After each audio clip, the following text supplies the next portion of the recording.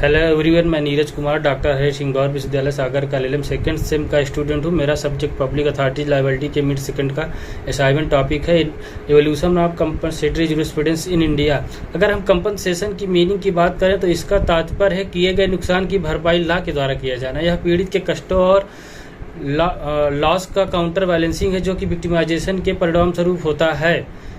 अब हम compensatory jurisprudence के बारे में बात करते हैं तो UDHR 1948 के आर्टिकल 8 एवं ICCPR के आर्टिकल 14 में भी कंपनसेशन देने की बात की गई है। भारत में कंपनसेटरी जूरिस्प्रूडेंस की बात करते हैं तो भारतीय संविधान एवं मानवाधिकार लॉ में निहित सिद्धांतों पर यह आधारित है। कंपनसेशन जूरिस्प्रूडेंस रेस्टिट्यूटिव इंटीग्रम के सिद्धांत पर आधारित है, जिसका अर्थ है पीड़ित पक्ष को उस स्थिति में लाना जिसमें वह नुकसान में पहुंचने से पहले था। अब इसके हम हिस्टोरिकल बैकग्राउंड की बात करते हैं तो सर्वप्रथम कंपनसेशन को ग्रीक एवं रोम के प्राचीन पेनल कोड में सर्वप्रथम स्थान प्राप्त है। अगर यूएसए में देखा जाए तो वहाँ पर कंपनसेशन को फेडरल एवं स्टेट लॉ दोनों के अंतर्गत पीड़ित को दिलाया जाता है। अब हम आते हैं इंडिया में।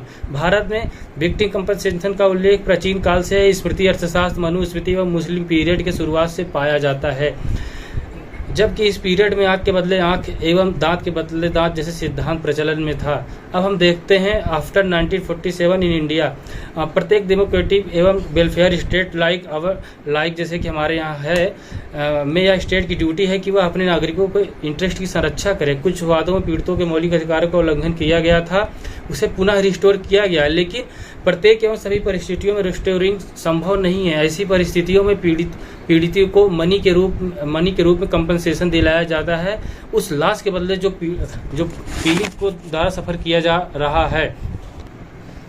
अब हम कंपनसेटरी जूरिस्प्रूडेंस से संबंधित लॉ को देखते हैं। सर्वप्रथम इंटरनेशनल लॉ में देखा जाए तो संयुक्त राष्ट्र महासभा ने 11 नवंबर 1950 को अपराध और सत्ता के दुरुपयोग crime and abuse of power के पीड़ितों के लिए न्याय के बुनियादी यानी बेसिक सिद्धांतों पर संयुक्त राष्ट्र घोषणा को अपनाया।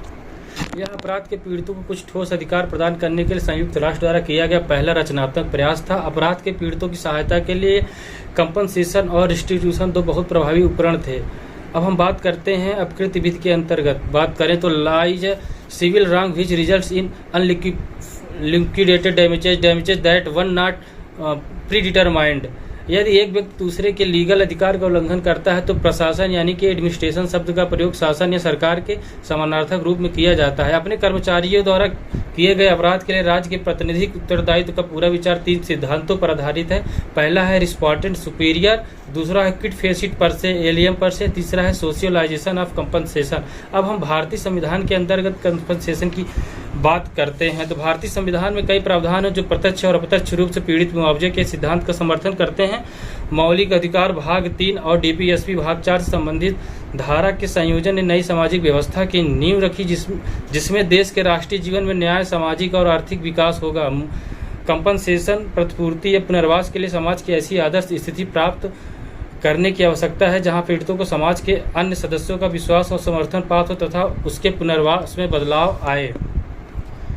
CRPC के अंदर बात करें तो कई सारे सेक्शन है जो कोर्ट को एम्पावर करता है कि वह पीड़ित को कंपनसेशन दिलाए। कुछ धाराएं जैसा कि सेक्शन 357, 358, 359, 250, 237 एवं रिसेंटली अमेंड सेक्शन 357A है, जिसके अंतर्गत कोर्ट को पावर दिया गया है कि वह पीड़ित व्यक्ति को कंपनसेशन दिलवाए। अब हम बात करते हैं प्रोविजन ऑफ ऑफेंडर एक्ट 1958 में तो in this act empowers the court to grant reasonable compensation to any person for loss or injury caused by the commission is in addition to the release of offender under section 3 and 4 of the act. Subsection 5(1) release offenders to pay compensation and costs and cost under this subsection.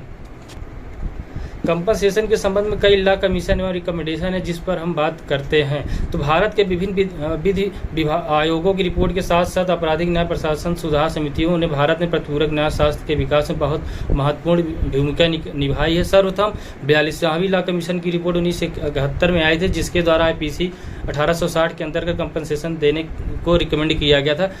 दूसरी report 126वीं law commission की report 1997 है कि जो है और उसके पश्चात जो है 226वीं लॉ कमीशन की रिपोर्ट जुलाई 2009 में आई जिसके द्वारा IPC 1860 के अंतर्गत कंपनसेशन को देने के लिए रिकमेंड किया गया था। चौथी रिपोर्ट है मलिमत कमेटी रिपोर्ट 2003। मलिमत समिति भी रिपोर्ट की खूबी यह है कि इसमें पहली बार न्याय के अभिनंग के रूप में आपराधिक प्रक्रिया में पीड़ितों की भागीदारी पर गहराई से विचार किया गया। भारत में आपराधिक न्याय सुधारों पर गठित मलिमत समिति ने भी आपराधिक न्याय प्रक्रियाओं में पीड़ितों की भागीदारी पर जोर दिया तथा पीड़ितों के लिए मुआवजा और पुनर्स्थापन की वकालत की। अब हम देखते हैं कि इंडियन जुडिशरी जो है वो कंपनसेशन के लिए उसका क्या योगदान है। तो सबसे पहले हम देखते हैं खत्री बनाम बिहार राज्य 1981। इस केस को भागलपुर बाइंडिंग नाम से भी प्रसिद्ध है। इस मामले में न्यायमूर्ति भगवती ने मुआवजे के सवाल का जवाब दिया। न्यायालय को जीवन और व्यक्तिगत स्वतंत्रता के लिए सबसे मूल्यवान चीज को इंगित करने के उद्देश्य से नए उपकरण बनाने और नए उपायों को तैयार क्यों नहीं होना चाहिए। दूसरा केस आता है रुदल साहब बनाम बिहार राज्य 1983 का केस है। इसमें सर्वोच्च न्यायालय ने कहा कि आर्टिकल 32 के तहत अपने अधिकार क्षेत्र के प्रयोग में किसी याचिकाकर्ता के जीवन और स्वतंत्रता के लिए मौलिक अधिकार से वंचित होने के परिणाम स्वरूप मुआवजे की प्रकृति में धन का भुगतान किया जाना चाहिए। और उसके बाद तीसरा केस आता है नीलवती बेहरा बनाम उड़ीसा राज्य। इस बात में फंडामेंटल राइट के उल्लंघन के मामले में क्षतिपूर्ति के पुरस्कार के पीछे न्यायशास्त्रीय तर्क को स्पष्ट किया गया था, जिसे वास्तव में इस क्षेत्र में कानून के विकास में एक ऐतिहासिक मामला माना जा सकता है। सुप्रीम कोर्ट ने स्पष्ट शब्दों में निर्धारित किया कि आर्टिकल 32 ने न्यायालय पर ऐसे नए उपकरण बनाने का दायित्व बताया है जो पूर्ण न्याय करने और न्याय व्यक्तित्व वाले व्यक्तियों को फंडामेंटल राइट को लागू करने के लिए आवश्यक हो सकते हैं। सुप्रीम कोर्ट ने इस MC मेहता बनाम कमलनाथ मामले में कहा कि उसे धारा 32 के तहत प्रदूषण के पीड़ितों को मुआवजा देने का अधिकार है। पर्यावरण और पारिस्थितिकी की बहाली के क्षतिपूर्ति के तहत क्षतिपूर्ति की गई थी। पहला प्रदूषण के कारण नुकसान उठाने वालों के लिए क्षतिपूर्ति, दूसरा है अनुकरणीय क्षतिपूर्ति ताकि अन्य लोगों को पर्यावरण प्रदूषण फैलाने से रोका जा सके।